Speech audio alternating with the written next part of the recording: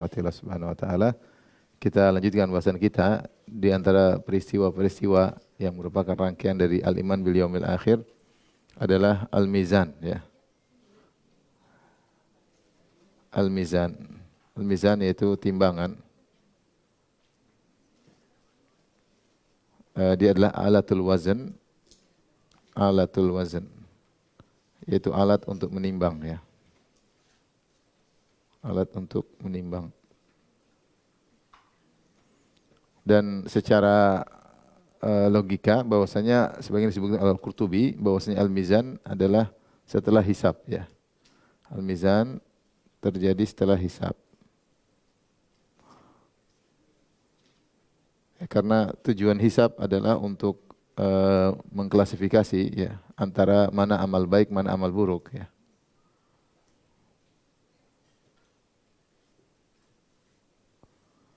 Mana amal baik ya dan mana amal buruk. Setelah diketahui mana amal baik, amal buruk, lalu ditimbang ya. Setelah itu baru lalu ditimbang. Nah, setelah ditimbang maka diketahui hasilnya ya. Diketahui hasilnya maka ada 3 kemungkinan.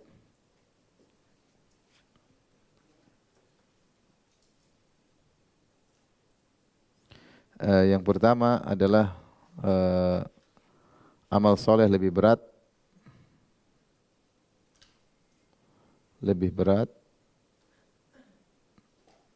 kemudian yang kedua itu amal buruk lebih berat.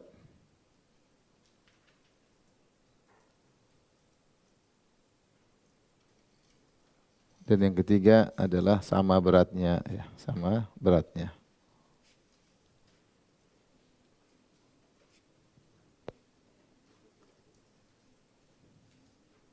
Ini secara singkat maksud daripada al-mizan.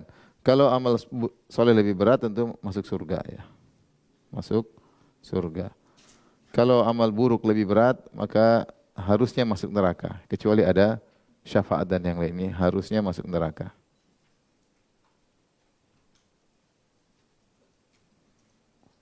Adapun kalau sama beratnya maka ini disebut dengan ashabul a'raf. Ashabul a'raf yaitu ditahan dulu, tapi nanti masuk surga. Ditahan dulu. Ini kira-kira terkait dengan al-mizan. Kesimpulannya adalah demikian. Dari sini kita tahu bahwasanya kondisi al-mizan adalah kondisi yang sangat genting karena disitulah penentuan seorang masuk surga atau masuk neraka. Ya, sebagaimana dalam riwayat telah disebutkan kepada Nabi sallallahu alaihi wasallam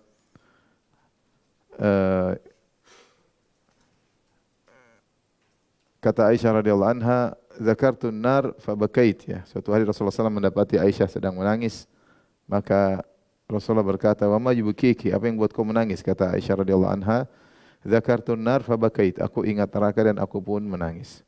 "Fahal tadhkuruna ahlikum yaumal qiyamah?" Maka Aisyah bertanya, "Wahai Rasulullah, apakah Anda akan mengingat istri-istri Anda pada hari kiamat kelak?" Faqala Rasulullah sallam, "Amma fi thalathati mawatin fala yadhkur ahadun ahadan." Adapun dalam 3 kondisi, maka seorang tidak akan mengingat orang lain. Istrinya, anaknya tidak akan dia ingat. Fokus pada dirinya sendiri. 3 perkara tersebut atau 3 peristiwa tersebut indal mizan, ketika ditimbang hatta ya'lama ayakhifu mizanuhu aw yathqul. Ketika ditimbang sampai dia tahu timbangannya berat atau ringan, yaitu amal solehnya ringan atau berat. Wa indal kitab hina yuqal ha umqra'u kitabiyah. Itu ketika hatta ya'lama aina yaqa'u kitabuhu afi yamini am fi shimalihi am min wara'i dhahrihi. Itu ketika penerimaan kitab dia terima dengan tangan kanan atau tangan kiri atau di belakang punggungnya. Karena kalau terima dengan tangan kanan tanda kebahagiaan, kalau diterima dengan tangan kiri atau dari belakang tanda kehinaan. Maka di situ dia tidak ingat siapapun kecuali dirinya sendiri. Dan yang ketiga wa indas sirat idza wudi'a baina dhahrai jahannam, dan ketika melewati sirat ketika dibentangkan di atas neraka jahanam, karena itu juga penentu masuk surga atau tidak. Maka di antara kondisi yang menegangkan adalah mizan sampai dalam hadis ini disebutkan Nabi pun tidak akan mengingat istri-istrinya dan seorang pun tidak akan mengingat orang lain karena fokus untuk mengetahui bagaimana hasil timbangannya. Tapi ini kesimpulan daripada Al-Mizan. Adapun kita bahas secara detail, Al-Mizan ya datang dalam Al-Quran maupun hadis ya.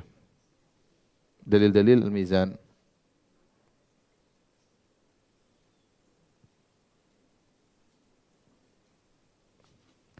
Dari Al-Quran maupun dari hadis ya. Adapun dari Al-Quran banyak ya, seperti firman Allah Subhanahu wa taala, "Was-samaa'a rafa'aha wa wada'al mizan." Kata Allah Subhanahu wa taala, "Wa wada'al mizan." Allah meletakkan timbangan. Allah meletakkan timbangan. Ia mengatakan keadilan baik di dunia maupun di akhirat ya.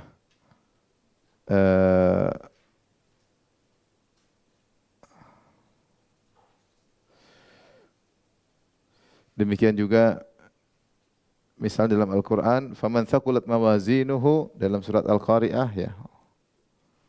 Surat Al-Qari'ah ya. Kita sudah hafal semua insyaallah ayat ini. Fa amma man thaqulat mawazinuhu fa huwa fi 'ishatir radiyah ya. Siapa yang berat timbangan kebaikannya. Timbangan kebaikannya. Kalau timbangan kebaikan berat tadi kemana? Maka di surga. Dia akan mendapatkan 'ishatin radiyah, yaitu kehidupan yang menyenangkan. Sebaliknya wa amma man khaffat mawazinu ya. Wa amma man khaffat mawazinu fa ummuhu hawiyah. Adapun yang ringan timbangan amal solehnya, maka di neraka. Ini contoh dalam Al-Quran. Demikian juga dalam surat Al-Mu'minun ya, ayat 102, 103 ya. 23 ayat 102 sampai 103. Allah Subhanahu wa taala berfirman, "Faman thaqulat mawazinuhu faulaika humul muflihun." Siapa yang timbangannya kebaikannya berat, maka mereka adalah orang yang beruntung. "Wa man khaffat mawazinuhu faulaika alladziina khasiru anfusahum fi jahannam khalidun." Dan barang siapa yang ringan timbangannya, timbangan kebaikannya, maka mereka itulah orang yang merugikan diri mereka sendiri, mereka dalam neraka jahanam kekal abadi ya. Di sini dalam ayat yang pertama Allah mengatakan fa huwa fi fa ummuhu hawiyah.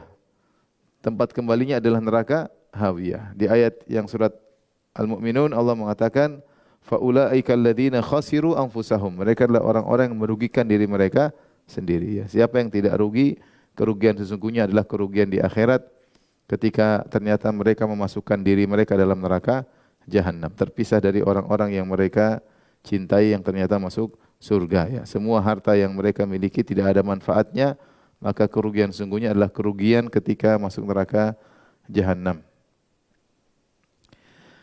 Kemudian juga dalam surat Al-Anbiya nanti akan saya sebut insyaallah.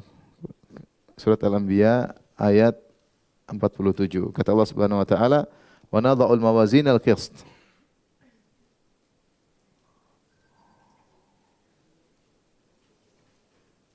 Qista yaumal qiyamah. Kata Allah, kami meletakkan timbangan yang adil pada hari kiamat kelak. Di sini yaumal qiyamah. Ini di antara dalil dalam Al-Quran. Dalam hadis banyak sekali tentang ada timbangan. Ya, banyak sekali. Seperti Nabi SAW bersabda, kalimatani khafifatani ala lisani, sakilatani fil mizani, habibatani ila rahmani. Subhanallah bihamdi, subhanallah azim. Kata Nabi SAW, dua kalimat yang apa? Yang ringan di lisan. Ringan di lisan. Berat di timbangan.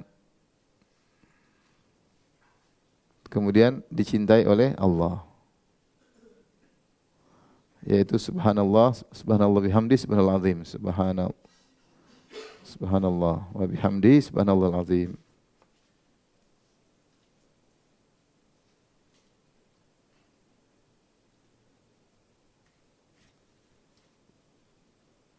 Subhanallahil azim. Mudah jika seorang mengucapkan dua kalimat ini benar ringan di lisan. Tetapi banyak orang tidak mengucapkannya karena masih banyak yang lebih ringan daripada ini, yaitu ghibah namimah lebih ringan di lisan. Ngomongin orang lebih ringan di lisan. Sehingga ini ditinggalkan. Ini hadis riwayat Bukhari dan Muslim. Demikian juga dalam hadis Rasulullah SAW mengatakan, walhamdulillahi tamla'ul mizan. Alhamdulillah, ucapan alhamdulillah memenuhi timbangan. Memenuhi timbangan. Ya. Jadi orang kalau mengucapkan alhamdulillah dengan kualitas yang tinggi, benar-benar memuji Allah keluar dari lisan, dari hatinya, maka akan memenuhi timbangan. Memenuhi timbangan maksudnya memberati timbangan. Memenuhi maksudnya memberati timbangan, memberati. Jadi dia volumenya jadi besar sehingga kemudian menjadi berat. Demikian dalam hadis Rasulullah SAW mengatakan, tidak ada yang lebih berat ma syai'un athqala fi mizanil mu'min yaumil qiyamah min khuluqin hasan. Tidak ada yang lebih berat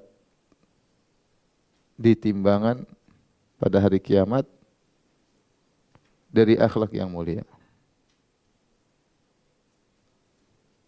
Ini motivasi bagi kita untuk berakhlak mulia. Akhlak mulia sederhana, ya, orang senang dengan kita, istri, suami, anak-anak nyaman dengan kita. Tanda orang berakhlak mulia, orang senang sama dia, nyaman sama dia. Tanda akhlak yang buruk, Allah tidak nyaman, orang tidak nyaman sama dia. Makanya Rasulullah SAW mengatakan, inna min asyaddin nasi adzaban yaumal qiyamah man tarakahun nas ittiqa'a fuhsyih. Ya, orang yang atau inna min syarrin nasi indallahi yaumal qiyamah man tarakahun nas ittiqa'a fuhsyih. Orang yang paling buruk kedudukannya pada hari kiamat kelak di sisi Allah ada yang ditinggalkan masyarakat gara-gara takut dengan lisannya. Maka orang tidak nyaman dengan kita karena lisan kita, karena perilaku kita, karena sikap kita, itu menunjukkan akhlak yang buruk. Tapi kalau orang sekitar kita nyaman, anak-anak nyaman, betah ketemu bapaknya, betah ketemu ibunya, anak-anak nyaman, ya. Kalau kita datang dia pingin jangan cepat pulang. Tapi kalau kita pulang dia senang, repot. Kita datang dia cuma tunggu duitnya terus kita disuruh pulang, ya ini berarti dia akhlak kita kurang baik. Maka seorang bercermin diri karena akhlak ini kelihatannya sepele, namun ternyata timbangannya sangat berat pada hari kiamat kelak. Ini di antara dalil, tentunya dalil masih banyak. Sekitar ini hanya kasih isyarat tentang dari Al-Quran maupun hadis. Tapi kita lanjut tentang sifat-sifat mizan. Ini sudah Ibu?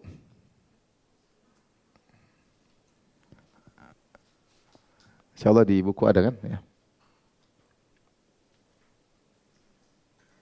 Sifat-sifat al-mizan.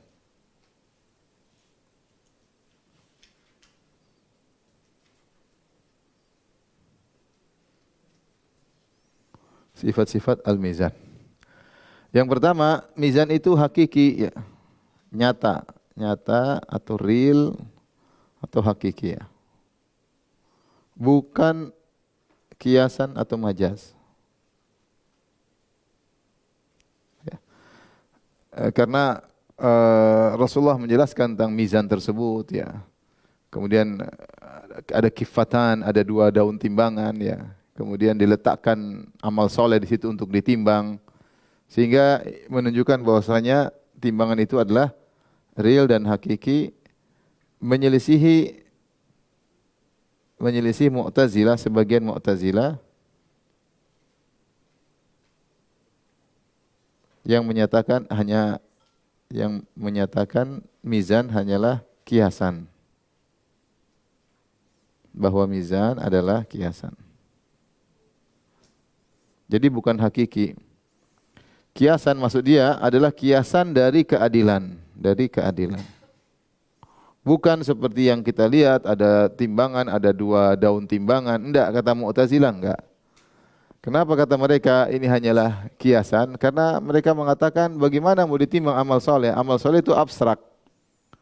Kalau yang kita tahu di dunia ini namanya timbangan itu, yang ditimbang adalah suatu yang konkret, suatu yang berbentuk. Adapun abstrak, bagaimana bisa ditimbang ya. Ini pendapat mereka. Apa dalilnya, syubhatnya? Karena amal soleh apa? Amal soleh abstrak. Sementara timbangan menimbang yang konkret. Menimbang yang konkret.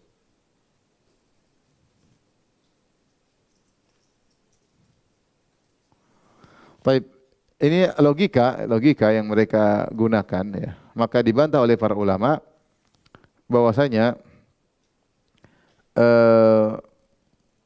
Allah Subhanahu wa taala mudah merubah yang abstrak menjadi apa? Konkret. Saya sebutkan banyak dalil di situ ya. Ini contoh seperti, jadi Allah bisa merubah sesuatu yang konkret menjadi abstrak menjadi konkret. Bantahan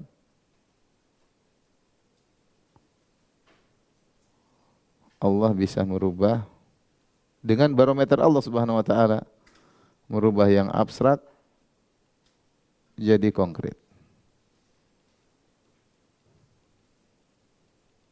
Suatu yang arad yang menjadi jauhar. Contoh seperti Al-Qur'an ya, amal baca Al-Qur'an, kata Nabi sallallahu alaihi wasallam, "Iqra'u az-Zahrawain." Bacalah dua az-Zahrawain, yaitu Al-Baqarah dan surat Ali Imran. Fa innahuma ta'tiyani yaumal qiyamati ka'annahuma ghamamatan. Sungguhnya Al-Qur'an, surat Ali Imran dan surat Al-Baqarah akan datang pada hari kiamat seperti dua tumpukan awan yang menaungi. Au ka'annahuma ghayayatan, atau seperti dua tumpukan burung-burung yang sedang berkumpul. Ya. Kemudian ka'annahuma firqani min tayrin sawaf. Ya, seperti dua kelompok burung yang sedang mengepakkan buka sayapnya. Tuhajani an ashabihima. Dua surat ini akan membela para pembacanya. Kita tahu kalau kita baca Al-Quran, dia abstrak ya, tidak ada sesuatu yang kita lihat, kita sedang ini amal soleh. Nanti akan dirubah oleh Allah Subhanahu Wa Taala menjadi sesuatu yang konkret, yang real, datang membela. Ya, ya. Dan ini banyak. Seperti juga kata Rasulullah SAW,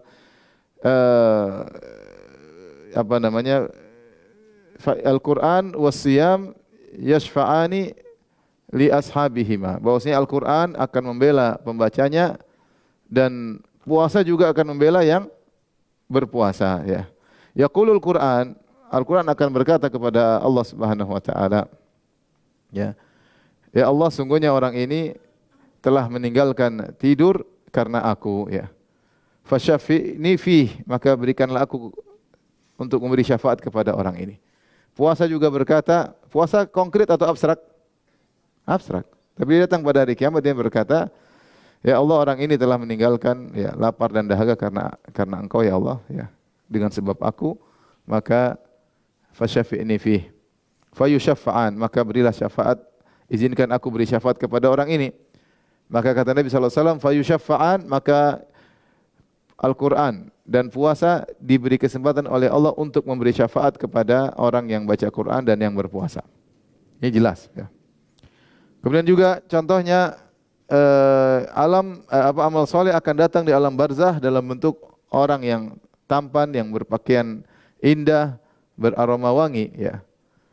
Kata Rasulullah SAW tentang amal soleh datang pada hari kiamat, wa ya'tihi rajulun hasanul wajhi, maka datang seorang laki yang berwajah tampan, hasanus thiyab, pakaiannya indah, thayyibur rih, kemudian aromanya wangi, fayaqulu abshir billazi yasurruk, bergembiralah engkau dengan apa yang menyenangkan engkau. Hadza yaumuka alladzi kuntu tu'ad, inilah hari yang kau dijanjikan. Fayaqulu lahu, maka sang mayat berkata, man anta, siapa engkau? Fawajhukal wajhu yaji'u bil khair, wajahmu menandakan kebaikan. Fayaqulu ana amaluka saleh, aku adalah amal salehmu. Ya, di sini jelas amal saleh datang dalam bentuk orang berwajah tampan. Demikian juga amal yang buruk akan datang dalam bentuk orang yang buruk. Contoh lagi, Rasulullah SAW membahas tentang kematian.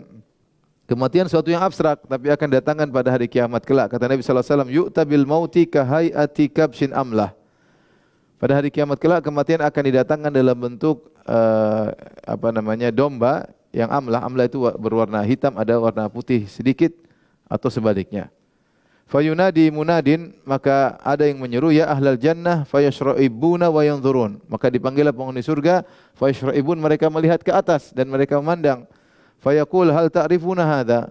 Kenalkah kalian ini? Fayaquluna na'am. Mereka kenal karena semua mereka dulu pernah mati, pernah hidup dan pernah mati di dunia. Na'am hadzal maut, kata mereka, ini adalah kematian. Wa kulluhum qad ra'ahu, semua sudah pernah melihatnya. Maka kematian didatangkan dalam bentuk domba kemudian disembelih, ya, kemudian disembelih. Maka ini dalil bahwasanya banyak perkara-perkara yang abstrak bisa dirubah jadi apa? Konkret. Tadi contohnya apa tadi? Bacaan Quran. Al-Quran. Apa lagi? Puasa. Terus apa lagi tadi? Amal soleh. Di antaranya lagi tadi apa? Kematian. Ini contoh. Dan sekarang ada alat di dunia ini juga bisa mengukur suatu yang abstrak. Contoh seperti suatu panas. Panas tubuh bisa diukur nggak? Bisa. Kadar panasnya. Kemudian orang bisa kira kadar marahnya ini. Kadar marahnya level 9 nih. Misalnya. Bisa saja. Maksudnya bukan suatu hal yang aneh.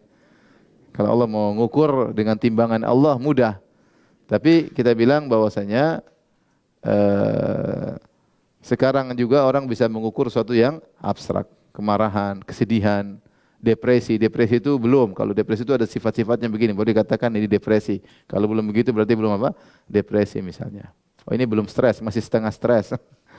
Jadi sesuatu yang abstrak juga bisa diukur. Diukur, bisa diperkirakan di zaman sekarang ya.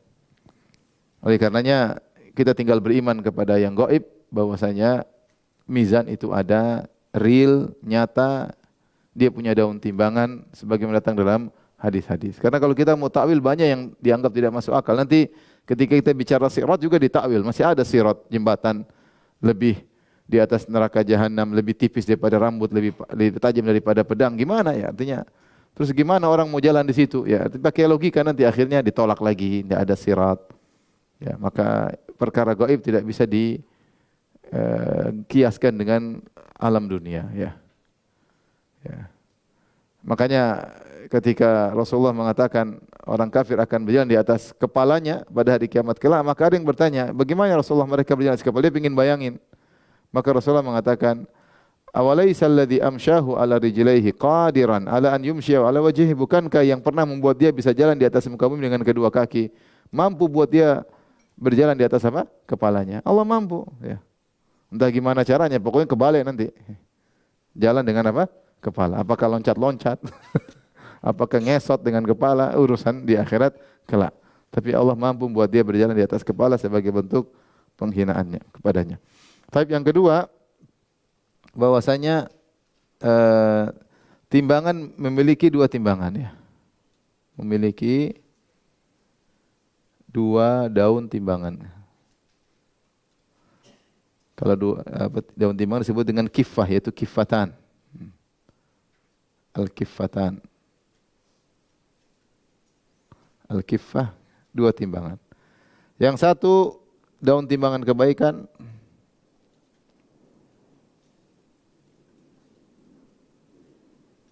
yang satu daun timbangan keburukan. Daun timbangan amal buruk. Amal keburukan. Dosa. Ya. Kemudian ditimbang.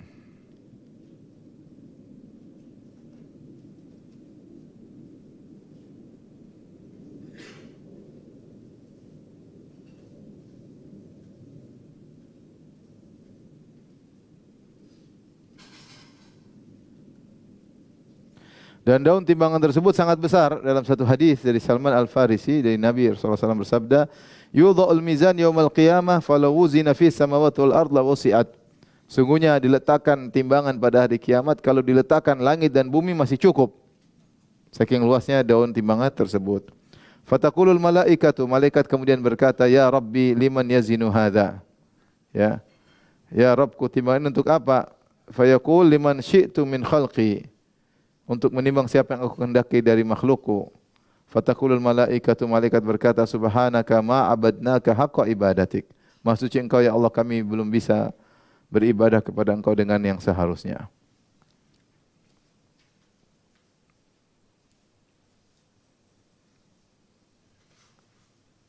Yaitu timbangan tersebut sangat besar sampai malaikat kagum melihat timbangan tersebut dan mereka sampai mengucapkan subhanak, maha suci Engkau. Ternyata kami tidak beribadah kepada Engkau sebagaimana yang seharusnya. Artinya ibadah kami tidak setara dengan keagungan Engkau ya Allah. Bagaimana mizan yang Kau letakkan begitu luas seperti ini ya. Begitu dahsyat. Adapun bagaimana detail daun timbangan tersebut dari emas atau dari perak, maka kita tidak tahu, tidak ada dalil yang menunjukkan akan hal tersebut. Dalam satu riwayat dari Malik bin Habib, dia berkata, "Kunna inda Ziyad," kami berada di sisi Ziyad, yaitu Al-Khami, ya. Seorang ulama yang merupakan sahabat Imam Malik. "Idz ja'ahu kitabun min ba'dil muluk." Tiba-tiba ada risalah atau surat dari sebagian raja, penguasa. Fakataba fihi wa khatamahu. Kemudian Ziyad pun menjawab tulisan surat tersebut, kemudian dia khatam, dia kasih stempel. Summa qala lana Ziyad. Ziyad kemudian berkata, "Innahu sa'ala an kaffatai al-mizan." Ini tadi raja nanya tentang dua daun timbangan. Dia tanya sama saya, "Amin dhahabin amin fiddah?" Apakah dua daun timbangan tersebut terbuat dari emas atau perak? Fakatabtu ilaihi, maka aku kasih jawaban sama raja tersebut, "Min husni islamil mar'i tarkuhu ma la ya'ni." Di antara keindahan Islam seseorang meninggalkan yang bukan urusannya. Dia nanya, ini timbangan dari emas atau perak? Jawabnya hadis. Bukan termasuk keindahan Islam seseorang, tidak usah kepo yang bukan urusannya. Ya sudah. Ya enggak perlu tahu dari mana. Kalau Allah tidak bilang dari emas, dari perak, kita tidak perlu tahu ya. Yang penting bagaimana kita bisa selamat dalam proses mizan tersebut. Kemudian yang ketiga, sifat yang ketiga, bahwasanya timbangan tersebut adil ya. Yang ketiga, sangat adil. Kemudian yang keempat, sangat detail.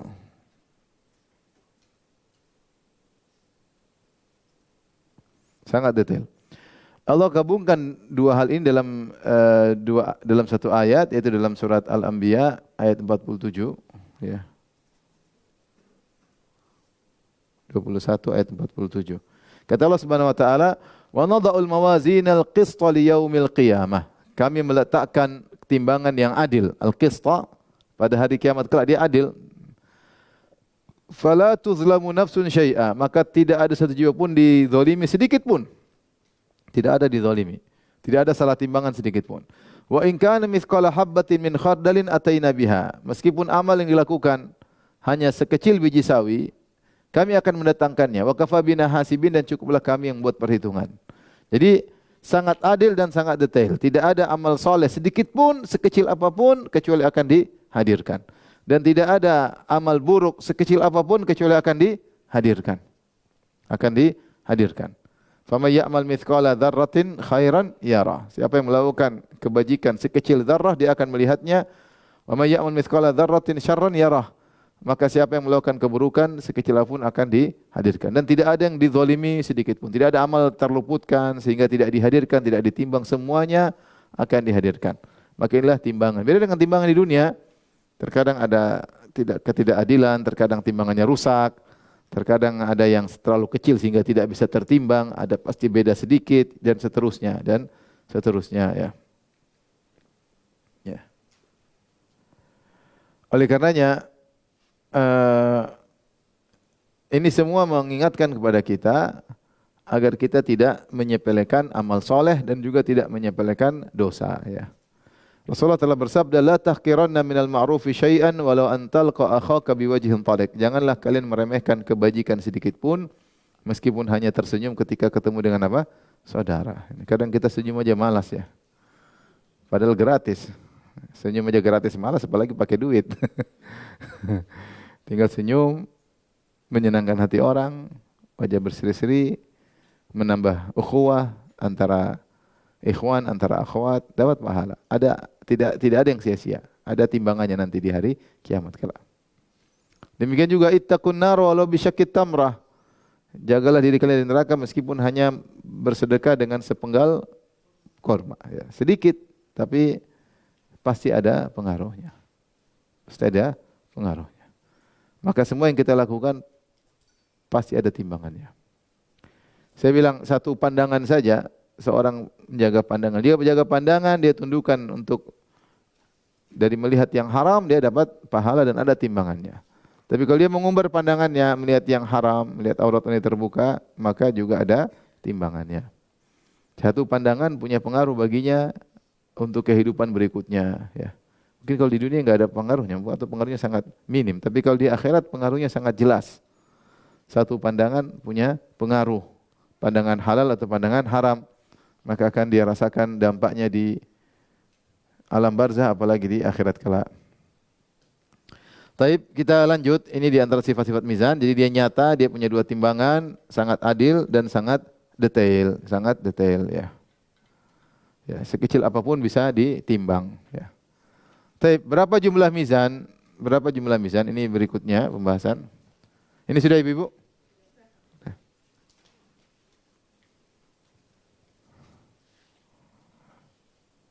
Taib, berapa jumlah mizan? Jumlah mizan di akhirat. Mizan pada hari kiamat.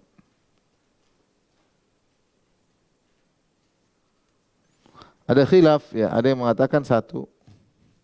Hanya satu. Ya. Karena Allah mengatakan, Allah mengatakan, Nabi mengatakan, alhamdulillah tamla'ul mizan, ya. Kata Allah kata Nabi sallallahu alaihi wasallam,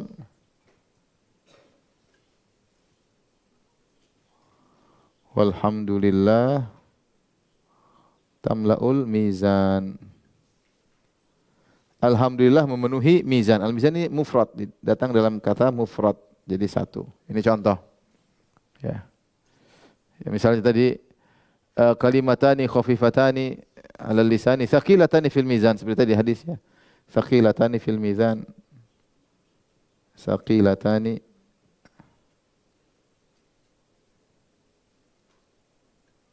fil mizan. Dua kalimat yang berat di mizan. Mizan juga dalam konteks mufrad sama, ini juga mufrad. Tadi juga tentang hadis akhlak. Ma syai'un apa namanya lebih berat di fi mizanil mu'min, ya. Asqalu fi mizanil mu'min. Tidak ada yang lebih berat pada timbangan seorang mukmin pada hari kiamat min husnil khuluq, seperti akhlak yang mulia. Di sini semua hadis-hadis datang dalam bentuk mufrad. Dalam bentuk apa? Mufrad. Berarti tunggal, ya. Berarti mizan cuma satu. Pendapat yang kedua, mizan berbilang. Mizan jumlahnya berbilang. Ini pendapat pertama, ini pendapat kedua. Bagi mereka yang mengatakan mizan jumlah satu, gimana cara timbangnya Allah tahu. Pokoknya cara timbangnya mudah. Mizan luas, mau ditimbang bagaimana caranya Allah yang urusan. Tapi mereka mengatakan karena datang lafal mizan dalam bentuk jamak. Karena datang lafal mizan juga dalam bentuk jamak, plural, ya. Yaitu seperti dalam surat Al-Anbiya tadi, wa nadha'ul mawazin. Wa nadha'ul mawazin, ya, al-qista. Di sini al-mawazin itu jamak, plural, ya. Sehingga menunjukkan berbilang, ya. Demikian juga Allah berfirman, "Faman thaqulat mawazinuh," siapa yang berat timbangan-timbangannya. Taib, yang mengatakan bahwasanya kenapa jamak? Mereka mengatakan ini. Kenapa jamak? Ada yang mengatakan masing-masing orang ada timbangannya. Ada timbangan masing-masing. Ada yang mengatakan jamak, masing-masing amal ada model timbangannya. Wallahu alam, ya. Intinya mau jamak mau satu akan ada timbangan, dan timbangan tersebut detail dan timbangan tersebut sangat-sangat adil. Tapi pembahasan berikutnya, apa yang ditimbang? apa yang ditimbang ya.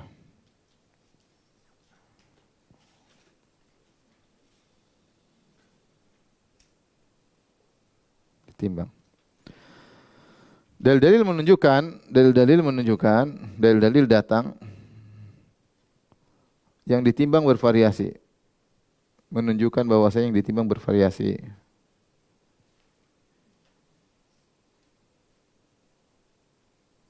Timbang bervariasi. Di antaranya yang ditimbang adalah amal soleh. Di antaranya amal soleh. Amal soleh. Tadi sudah jelas seperti tadi ketika Nabi berkata alhamdulillah tamla'ul mizan. Alhamdulillah memenuhi timbangan. Alhamdulillah amal soleh bukan? Amal soleh. Contohnya tadi kalimatani khafifatani 'alal lisani thaqilatani fil mizani. Bahwasanya dua kalimat yang ringan di lisan dicintai oleh Allah, ringan di timbangan adalah subhanallah bihamdi subhanal azim. Ini juga apa namanya? Amal soleh. Contohnya tadi akhlak yang mulia juga amal soleh. Amal soleh seperti tadi apa? Alhamdulillah. Kemudian tadi apa? Dua kalimat yang ringan dan amal soleh. Akhlak mulia. Ini semua adalah amal soleh. Tapi yang kedua ternyata datang juga dalam sebagian dalil bahwasanya yang ditimbang adalah catatan amal. Catatan amal.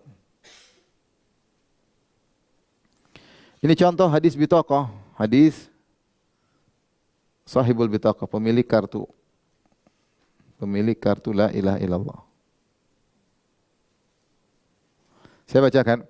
Yusahu bi rajulin min ummati yaumil qiyamah ar-rusul khalaiq. Dipanggil dengan keras, diteriakin seorang dari umatku pada hari kiamat di hadapan seluruh khalayak, di hadapan manusia yang banyak. Itu di hadapan publik ya. Hari kiamat kelak. Fayunsharu lahu tis'atun wa tis'una sijillan. Maka kemudian dibukakan bagi dia catatan keburukan 99 gulungan catatan. Kullu sijillin maddul basar. Setiap gulungan itu kalau dibuka sejauh mata memandang ya, sejauh mata memandang. Tsumma yaqulullahu azza wa jalla, kemudian Allah berkata kepadanya, hal tungkiru min hadza syai'an, adakah yang kau ingkari dari catatan ini semua? Setelah dia periksa, dia lihat. Dan kita tahu pandangan orang pada saat itu tajam ya, begitu lihat dia bisa lihat. Makanya kata Allah ketika orang meninggal, fabasaruka al-yauma hadid, pandangan menjadi tajam. Orang pada hari kiamat kelak dia bisa melihat malaikat, bisa melihat jin, bisa melihat macam-macam ya. Maka ketika dibuat catatan amal dia bisa periksa. Maka Allah bertanya, adakah yang salah di catatan ini? Fayaqulu la ya Rabb, tidak ada. Fayaqulu adzalamatka katabatil hafizun, apakah para malaikat yang bertugas mencatat amal kebaikanmu, amal keburukanmu, ada yang salah? Kau dizalimi? Mungkin kau dibilang nonton film Korea, ternyata tidak. Ada kesalahan enggak? Enggak ada. Fayaqulu la, enggak ada, semuanya tepat. Kalau nonton film Korea jelas nontonnya jilidnya berapa, serial berapa menit, detail. Catatannya apa? Detail. Tidak ada satu menit tambahan pun enggak ada. Detail malaikat nyatat. Summa yaqul, kemudian Allah bertanya, alaka uzrun, kau punya uzur enggak? Alaka hasanah, kau punya kebaikan enggak? Fayahabur rajul. Maka orang tersebut menjadi takut. Ya, orang tersebut menjadi takut. Fayaqulu la, kata dia enggak ada. Enggak ada ya Allah. Bala, kata Allah ada. Innalaka indana hasanatin, sungguhnya ada catatan kebaikan pada kami milikmu. Wa innahu la dzulma 'alaikal yaum, dan pada hari ini tidak ada kezaliman bagimu. Fatukhraju lahu bitaqatun fiha asyhadu an la ilaha illallah wa anna Muhammadan abduhu wa rasuluh. Tiba-tiba dikeluarkan bagi dia sebuah kartu tertulis asyhadu an la ilaha illallah, aku bersaksi tidak ada yang berhak disembah kecuali Allah, wa anna Muhammadan abduhu wa rasuluh, dan maksudnya Muhammad hamba Allah dan rasulnya. Fayaqulu ya Rabbi ma hadhil bitaqa ma hadhis sijillat. Kata dia, ya Allah, apa kaitannya, apa bandingannya antara kartu ini dengan gulungan kemaksiatan 99 gulungan. Allah berkata, innaka la tuzlam, kau tidak akan dizalimi. Ya sudah, lihat aja hasil timbangannya. Fatudha'u sijillatu fi kiffatin, lantas 99 gulungan catatan amal letakkan pada daun timbangan yang satu. Wal bitaqatu fi kifatin, kemudian kartu la ilaha illallah Muhammadar Rasulullah diletakkan pada satu timbangan yang satu, daun timbangan yang lain. Fatashat asijillat, maka ternyata timbangan keburukan terbang, kalah. Wa thaqulat al-bitaqah, dan ternyata kartu tersebut menjadi sangat berat. Maka kartu atau apa namanya, al-bitaqah itu maksudnya kartu atau lembaran terbuat dari kulit tercatat la ilaha illallah Muhammadar Rasulullah. Maka ternyata orang ini ketika ditimbang lebih berat apa? Kebaikannya. Hadis ini menunjukkan yang ditimbang catatan apa? Amal. Yang ditimbang catatan amal. Catatan amal keburukan diletakkan, catatan amal keburukan kebaikan diletakkan. Kemudian datang dalam dalil yang lain, yang ditimbang adalah pelakunya. Pelaku.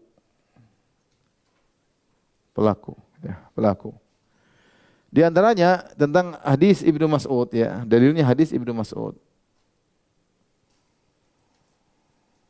Tentang Ibnu Mas'ud radhiyallahu ta'ala anhu. Disebutkan dalam hadis annahu kana yajtani siwakan minal araq. Suatu hari Ibnu Mas'ud disuruh oleh Nabi untuk mencari siwak, ya.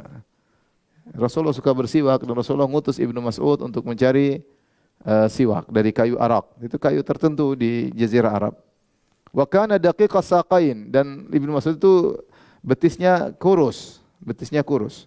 Faja'alatir rihu takfa'uhu, kemudian datang angin akhirnya berhembus menyingkap betisnya. Fadhahikal qaumu minhu, akhirnya orang-orang pada tertawa. Bukan ngejek tapi ketawa spontan. Lihat mungkin apa kakinya apa sangat kurus. Rasulullah bertanya, "Mimma tadhakun?" Apa yang buat kalian tertawa? Qala ya Nabi Allah min diqqati saqaihi. Ya Rasulullah, kami tertawa karena betisnya yang kurus, sangat kurus sekali. Walladzi nafsi biyadihi, kata Nabi SAW, demi zat yang jiwaku berada di tangannya. Lahuma athqalu fil mizani min Uhud. Sungguh kedua betisnya lebih berat pada hari kiamat di mizan daripada gunung Uhud. Jadi betis Ibnu Mas'ud yang kelihatannya kurus ternyata ditimbang pada hari kiamat sangat apa? Berat. Ini dalil bahwasanya Ibnu Mas'ud ditimbang. Dan ternyata Ibnu Mas'ud ini yang membunuh Abu Jahal. Yang membunuh Abu Jahal siapa? Ibnu Mas'ud. Ketika masih di Mekah, Ibnu Mas'ud ini kan dari Al-Hudzail, kabilah Hudzail. Kabilah Hudzail tidak memiliki kekuasaan di Mekah sehingga dia adalah orang yang rendahan lah kalau di Mekah. Makanya ketika dia baca Al-Qur'an, dia dipukulin sampai jatuh, ya. Sampai jatuh sampai berdarah-darah. Ya, tidak ada yang bisa menolong dia karena dia dari kabilah Hudzail. Beda kalau dari Quraisy yang baca mungkin mereka pikir-pikir kalau mau mengganggu. Ibnu Mas'ud disebut yang pertama kali menjahar Al-Quran dengan kencang dari kalangan sahabat, kemudian dia dipukul, dia baca Ar-Rahman, Allamal Quran, dipukulin sama para Abu Jahal dan teman-temannya. Dan dia pernah didorong oleh Abu Jahal karena dia kurus, ya. Dan dia dulu penggembala kambing. Maka ketika Abu Jahal ketika perang Badar, Abu Jahal sudah terluka parah dan akan mati, maka Rasulullah suruh Ibnu Mas'ud cari Abu Jahal. Kata Rasulullah, cari Abu Jahal, wahai Ibnu Mas'ud. Kalau kau bingung Abu Jahal yang mana, lihat ada bekas luka di kakinya. Dulu saya pernah dorong-dorongan sama dia dan dia terluka di bagian apa? Kakinya. Maka Ibnu Mas'ud cari, ternyata dapat Abu Jahal. Kemudian Ibnu Mas'ud di depan Abu Jahal bertanya, kemenangan di tangan siapa? Masih nanya Abu Jahal. Bahlul yang menang. Udah mau mati masih nanya, masih sombong. Kemudian Ibnu Mas'ud taruh kakinya di dada Abu Jahal, kakinya yang tipis tadi. Dia letakkan di dadanya Abu Jahal. Abu Jahal mengatakan, laqad irtaqaita mawti'an sa'ban ya ruwa'il ghanam. Kau telah menunggangi sesuatu yang sangat berat, wahai penggembala kecil kambing, ya. Apa namanya? Dihina lah penggembala yang hina, penggembala kambing yang hina. Maka Ibnu Mas'ud potong kepalanya, selesai. Kemudian dibawa kepada Nabi SAW. Ini kaki yang kecil ini pernah nginjak dadanya siapa? Abu Jahal. Kita kaki-kaki besar enggak pernah. Jadi Ibnu Mas'ud ini kuat ibadah, ya, kuat ibadah. Luar biasa, ibadahnya sangat luar biasa. Dia ahli Al-Qur'an. Yang Rasulullah pernah berkata, "Man arada an yaqra al-Qur'an qaddan tariyan kama unzil falyaqra kama yaqra ibnu Ummi Abdin." Siapa yang ingin baca Al-Qur'an seperti baru turun, ya, masih segar, maka bacalah yaitu asli, benar-benar seperti yang dibaca oleh Nabi SAW, maka bacalah seperti bacaannya Ibnu Mas'ud. Bahasanya Ibnu Mas'ud. Ya kurus tapi luar biasa sehingga Rasulullah mengatakan, jangan kalian ketawa, kalian tidak tahu dua kakinya kalau timbang pada hari kiamat lebih berat daripada gunung Uhud. Ya. Taib juga dalam hadis juga Rasulullah SAW bersabda tentang orang kafir, innahu la ya'ti rajulul azim, akan datang pada hari kiamat kelak seorang rajul azim samin yaumil qiyamah, dia besar badannya, gemuk, datang pada hari kiamat. Itu orang kafir atau pelaku maksiat. La yazinu indallahi janaha ba'udzah. Ternyata ketika ditimbang ya lebih ringan daripada sayap seekor nyamuk ya. Artinya ketika tubuhnya penuh dengan kemaksiatan, maka tidak ada beratnya sama sekali ketika diletakkan di mizan ya. Maka ini menunjukkan bahwasanya di hari kiamat juga ada pelaku yang ditimbang ya. Tapi bagaimana mengkompromikan dengan tiga ini? Ada hadis menyatakan amal soleh ditimbang, ada hadis menyatakan catatan amal yang ditimbang, ada hadis menunjukkan pelakunya yang ditimbang. Maka model sebagian mengatakan bahwasanya ketiga-tiganya digabungkan semuanya ya. Datang dalam hadis dari Abdullah bin Amr bin As, qala Rasulullah sallallahu alaihi wasallam, Rasulullah SAW bersabda, "Tudha'ul mawazin yaumal qiyamah fayu'ta birrajul." Timbangan diletakkan pada hari kiamat. Lalu didatangkan seorang lelaki. Fayudha'u fi kiffah, kemudian diletakkan di daun timbangan lelaki tersebut. Fayudha' ma uhsi alaih, maka diletakkan juga catatan keburukannya. Jadi dia ditaruh catatan keburukan juga diletakkan. Fatamayalal bihil mizan, ya. Maka kemudian mizan ternyata lebih ringan sehingga dia akhirnya diletakkan di neraka jahanam. Dia apa namanya? Hampir apa fayub'atsu bi ilan nar, maka dia dikirim ke neraka. Fa idza udbira bihi idza sa'ihun yasihu min indir rahman. Tiba-tiba ketika hendak dia dibalikkan, hendak dibuang ke neraka jahanam, tiba-tiba ada suara dari sisi Allah Subhanahu wa taala. Allah berkata, "La ta'jalu." Tunggu dulu, la ta'jalu. Fa innahu qad baqiya lahu, masih ada satu yang belum diletakkan baginya. Fayu'ta bi bitaqatin fiha la ilaha illallah. Ternyata pelaku maksiat tadi ada timbangan yang belum diletakkan, itu la ilaha illallah. Fatudha'u ma'ar rajul fi kifatin hatta yamilu bihil mizan. Ketika diletakkan ternyata lebih berat dia daripada timbangan kebaikan menjadi apa? Berat. Ini dalil menunjukkan dia diletakkan, amal soleh diletakkan dan catatan amal juga diletakkan. Jadi tiga-tiganya. Ini pendapat sebagian ulama, ini pendapat Syekh Al-Hafiz Al-Hakami. Al-Hafiz Al-Hakami berpendapat tiga-tiganya diletakkan daun timbangan. Kadang diletakkan orangnya sekaligus catatan amalnya, sekaligus amalnya. Tiga-tiganya diletakkan. Ya.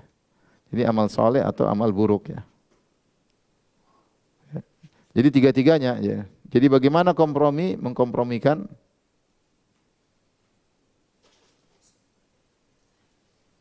Ada yang mengatakan tiga-tiganya ditimbang. Tiga-tiganya ditimbang. Diletakkan di daun timbangan. Berdasarkan hadis tadi, hadis dari riwayat Ahmad. Jadi hampir dia masuk neraka, ternyata ada satu kartu lupa diletakkan, ternyata dia lebih berat kebaikannya. Sebagian ulama mengatakan tidak, masing-masing ya, tergantung kondisi. Ini pendapat satu, pendapat kedua, ini khilaf ya. Ada yang mengatakan tergantung kondisi. Jadi ada yang diletakkan timbangannya, ada yang diletakkan amal solehnya, amal keburukannya, ada yang ditimbang adalah orangnya, terkadang ada yang ditimbang adalah catatan amalnya. Karena hadis-hadis menunjukkan, sebagian hadis menunjukkan demikian. Wallahu a'lam bishawab, apapun yang terjadi, maka timbangan tetap akan ditegakkan ya. Tapi pembahasan berikutnya, apakah orang kafir ditimbang? Dalil-dalil menunjukkan orang kafir ditimbang ya. Seperti firman Allah tadi ya, fa amma man thaqulat mawazinuhu wa amma man khaffat mawazinuhu faulaika khasiru anfusahum fi jahannam khalidun. Fi jahannam khalidun ya, dalam surat Al-Mu'minun. Adapun orang-orang yang timbangannya ringan, yaitu timbangan kebaikannya ringan, lebih berat timbangan keburukannya, faulaika alladzina khasiru anfusahum, maka mereka yang telah merugikan diri mereka sendiri, fi jahannam khalidun, mereka di neraka kekal selama-lamanya. Berarti ini seakan-akan bagi orang apakah? Kafir. Berarti orang kafir ditimbang. Kalau ditimbang buat apa? Ditimbang supaya diketahui tingkatan nerakanya, karena neraka bertingkat-tingkat, ya. Orang kafir yang baik, sosial, dermawan tidak sama dengan orang kafir yang bejat, koruptor, penjahat dan seterusnya. Tentu tidak sama. Jadi yang benar orang kafir juga ditimbang. Wallahu a'lam bishawab. Adakah orang yang tidak ditimbang? Ada yang mengatakan dua orang tidak ditimbang. Yang pertama, seorang mukmin yang masuk surga tanpa hisab, ini enggak perlu timbang. Dia enggak dihisab juga enggak ditimbang, sudah langsung. Wallahu a'lam. Yang kedua, orang kafir yang terlalu parah enggak usah ditimbang, langsung lempar. Langsung lempar di neraka paling parah. Ini pendapat Allah, tidak ada dalil. Cuma ini pendapat ya. Mereka mengatakan kalau orang mukmin tanpa hisab tidak perlu ditimbang, kalau orang kafir selalu parah tidak perlu ditimbang. Allah alam bisawab. Tapi adapun hasil dari mizan tadi sudah kita sebutkan di awal pengajian, bahwasanya setelah di mizan ada 3 kemungkinan. Yang pertama, timbangan amal saleh berat, ini masuk apa? Surga. Fahuwa fi isyatin radiyah. Fi isyatin radiyah, yaitu dalam kehidupan yang membahagiakan. Adapun yang masuk neraka, fa ummuhu hawiyah. Fa ummuhu hawiyah. Ummuh itu tempat kembalinya adalah di hawiyah, neraka yang sangat dalam, jatuh, terjungkal di dalamnya.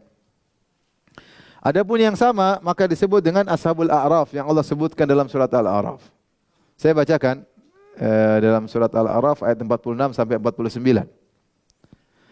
Wa bainahuma hijab. Di antara, setelah Allah sebutkan penghuni surga, penghuni neraka, Allah berkata wa bainahuma hijab. Di antara dua penghuni tersebut, di antara penghuni surga, penghuni neraka ada hijab, ada penghalang. Wa alal a'rafi rijalun ya'rifuna kullan bisimahum. Ternyata di A'raf itu maksudnya tempat yang agak tinggi. Tempat yang agak tinggi di akhirat kelak. Di situ ditahanlah sekelompok orang, dikenal dengan ashabul a'raf, itu orang-orang ditahan di tempat yang tinggi. Ya'rifuna kullan bisimahum. Mereka mengenal penghuni surga dan penghuni neraka dengan ciri-ciri mereka. Wa nadau ashabal jannah. Kemudian mereka berteriak kepada penghuni surga, "An salamun alaikum." Assalamualaikum kepada kalian wahai penghuni surga. Lam yadkhuluha wa hum yatma'un. Mereka belum masuk dan mereka ingin masuk di surga. Wa idza surifat absarum tilqa ashabin nar. Kemudian wajah mereka dipalingkan oleh Allah menuju penghuni neraka jahanam. Mereka lihat penghuni neraka jahanam. Mereka berkata, qalu rabbana la taj'alna ma'al qaumidz zalimin. Mereka tidak bilang assalamualaikum, penghuni neraka enggak. Mereka langsung berdoa, ya Allah, janganlah jadikanlah kami termasuk orang-orang yang zalim dalam neraka jahanam. Kemudian wanada ashabul a'rafi rijalan ya'rifunahum bisimahum. Kemudian mereka panggil orang-orang yang mereka kenal, itu dari penghuni neraka jahanam. Qalu ma agna ankum jam'ukum wa kuntum tastakbirun. Percuma yang kalian kumpulkan di dunia dulu, harta yang kalian bangga-banggakan, ya, percuma. Ahaula'i alladziina aqsamtum la yanaluhumullahu birahmah. Dulu kalian bilang ya, orang miskin tersebut tidak akan dapat rahmat. Ternyata mereka masuk surga. Dulu kalian ngejek orang miskin, kalian ngejek orang-orang rendahan. Kalian bangga dengan harta kalian, dengan kekayaan kalian, ternyata kalian masuk neraka, percuma. Udkhulul jannata la khaufun 'alaikum wa la antum tahzanun. Maksudlah kalian dalam surga tidak ada kekhawatiran sekalian dan tidak juga kalian bersedih. Ibnu Katsir berkata, wa ikhtalafat ibaratul mufassirin fi ashabil a'raf manhum. Para ulama ahli tafsir telah berselisih siapa ashabul a'raf. Wa kullum qaribatun tarji ila ma'nan wahid. Semua perkataan tersebut qaribah, yaitu mirip-mirip, kembali kepada satu makna. Wa huwa annahum qaumun istawat hasanatuhum wa sayyi'atuhum, yaitu satu kaum yang kebaikan dan keburukannya sama. Nassa alaihi Hudzaifah, ini pendapat para sahabat, dan Hudzaifah bin Yaman, Ibnu Abbas, Ibnu Mas'ud, wa ghairu wahid min salaf wal khalaf, dan juga pendapat para salaf dan khalaf rahimahumullah. Kenapa mereka ditahan? Kata Tahir bin Ashur, ya. Wa dzalika dharbun minal iqabi khafif. Ini salah satu bentuk hukuman kepada mereka ringan. Ya. Hukuman kepada mereka ringan sehingga mereka tidak langsung masuk surga, ditahan. Karena mereka kok sama, ya. Sama. Sebenarnya mereka tinggal satu amal sedikit saja mereka sudah masuk apa? Surga. Tapi karena mereka di dunia sama, jadi dihukum sebentar, tidak langsung masuk surga, ditahan. Meskipun ujungnya mereka akhirnya masuk apa? Surga. Ya. Tentu Allah tidak menyamakan, Allah Maha Adil antara orang yang kebaikannya lebih berat dengan orang yang sama beratnya dengan keburukan. Ya. Harusnya mereka tidak masuk surga, tidak juga masuk neraka. Oleh karenanya, karena mereka tidak berhak masuk surga karena beratnya sama dengan kebaikan dengan keburukan sama, dan mereka juga tidak berhak masuk neraka karena kebaikan dan keburukan sama berat. Oleh karenanya dihukum sebentar untuk mengurangi istilahnya dosa-dosa mereka, baru kemudian masuk ke dalam apa? Surga. Makanya disebut oleh Tahir bin Asyur, wa dzalika dharbun minal iqab khafif. Ini adalah bentuk dari hukuman yang ringan bagi mereka. Taib. Di akhir pembahasan tentang mizan, saya bacakan perkataan Ibnu Mas'ud. Ibnu Mas'ud berkata, "Yuhasabun nasu yaumal qiyamah." Manusia akan dihisab pada hari kiamat kelak. "Faman kanat hasanatuhu aktsara min sayyi'atihi biwahidatin dakhalal jannah." Siapa yang kebaikannya lebih berat daripada keburukannya, lebih banyak, meskipun satu saja, cuma beda satu poin, maka dia akan masuk surga. "Wa man kanat sayyi'atuhu aktsara min hasanati biwahidatin dakhalan nar." Siapa yang keburukannya, dosanya lebih banyak daripada pahalanya, meskipun satu poin, masuk neraka. Tsumma qara'a qaulahu ta'ala. Kemudian dia baca firman Allah Subhanahu wa taala, "Faman thaqulat mawazinuhu faulaika humul muflihun." Siapa yang berat timbangan kebajikannya, maka mereka adalah orang-orang yang benar-benar beruntung. "Wa man khaffat mawazinuhu." Siapa yang ringan timbangan kebajikannya, lebih berat dosanya, faulaika alladzina khasiru anfusahum. Maka mereka itulah orang-orang yang merugikan diri mereka. "Faman istawat hasanatu wa sayyi'atuhu." Siapa yang sama berat kebaikan dan keburukan, kana min ashabil a'raf, maka mereka termasuk dari ashabul a'raf. Dari situ maka seorang dalam kehidupan dunia ini jangan pernah menyepelekan amal soleh meskipun sedikit, ya.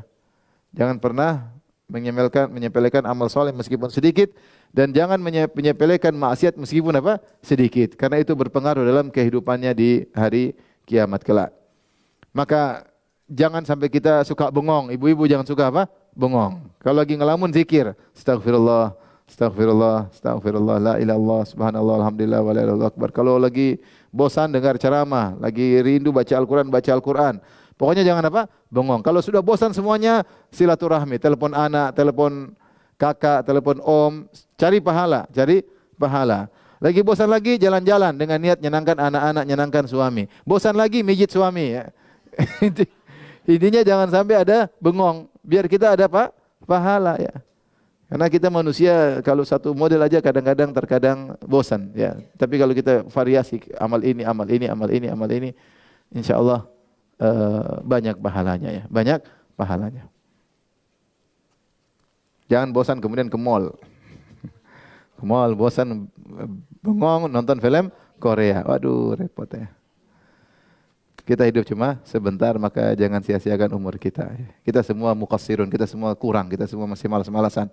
Maka saling mengingatkan antara kita agar kita lebih semangat beramal soleh, karena semuanya akan ditimbang oleh Allah Subhanahu wa taala. Kalau taala bisawab, kalau ada yang bertanya saya persilahkan.